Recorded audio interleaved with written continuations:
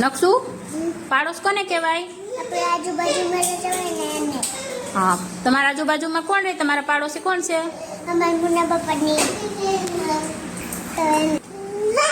હાલો મહેક બેન, પાડોશ કોને કહેવાય? આપણે આજુબાજુમાં રહેતા હોય ને હા, એને આપણો પાડોશ કહેવાય. તારા આજુબાજુમાં કોણ રહે? ડેલીમાં હા, એને શું કહેવાય? તમારા પાડોશી કહેવાય. પાડોશ. હા, ધ્યાનના બેન, પાડોશ કોને કહેવાય? આજુબાજુમાં રહે ને એને પાડોશ. પાડોશ કહેવાય. હા, પછી પાડોશી કોને કહેવાય? હા, કુલદીપ નહીં તમારા બાજુમાં રહે ને એ તમારા પાડોશી કહેવાય.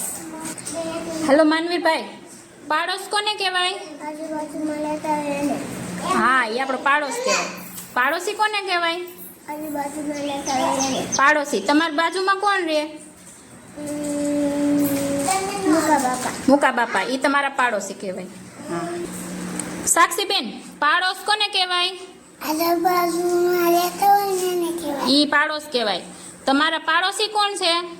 અમારા પાડોશ છે ને સાનુની. હા, એ તમારા પાડોશી છે કા? હા, બે જા. હાલો હેતુબેન, પાડોશ કોને કહેવાય? આજુબાજુમાં રહેતા હોય ને એને. એ આપણો પાડોશ કહેવાય. તમારા આજુબાજુમાં કોણ રહે? ધાનાની. ધ્યાનાની, એ તમારા પાડોશી કહેવાય. હાલો રિયાનજીબેન, પાડોશ કોને કહેવાય? આજુબાજુમાં રહેતા હોય ને એ આપણો પાડોશ કહેવાય. તમારા બાજુમાં કોણ રહે? મમ્મી. હે? મમ્મી નહીં, તમારા પાડોશમાં કોણ રહે? તમારા બાજુમાં? હા, એ તમારા પાડોશ કહેવાય. હાલો પીછાબેન, પાડોશ કોને કહેવાય? આજુબાજુમાં રહેતા હોય ને એને આપણો પાડોશ કહેવાય. તમારા પાડોશમાં કોણ રહે? મધુમાં. હાલો સંજનાબેન, પાડોશ કોને કહેવાય? આજુબાજુમાં રહેતા હોય ને એને પાડોશ કહેવાય. તમારા પાડોશી કોણ છે? પૂજા મેડમ.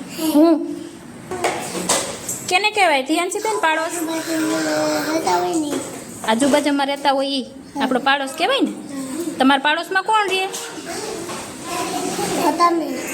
અમે અમે તો નથી રહેતા, બીજું કોક રહેતું હોય છે. યાદ કરજી. કોણ રહે તમારા પાડોશમાં?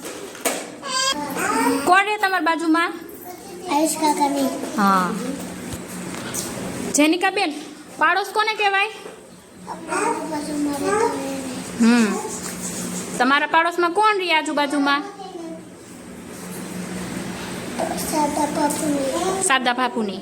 હા. જયદેવભાઈ, પાડોશ કોને કહેવાય? આપણે આજુબાજુમાં રહેતા હોય ને એને. કોણ રહે તમારી બાજુમાં? મુનિમાની. મુનિમાની.